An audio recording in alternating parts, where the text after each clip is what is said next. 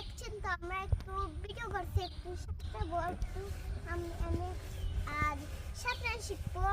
আর উনি দেখেন কি করছে অনেকেও আমি সাঁতার শিখাবো আর এখন আমরা কি আমরা এখন শুরু করব আপনারা দেখেন কিভাবে প্রথম 4 মিনিট সরাবে তখন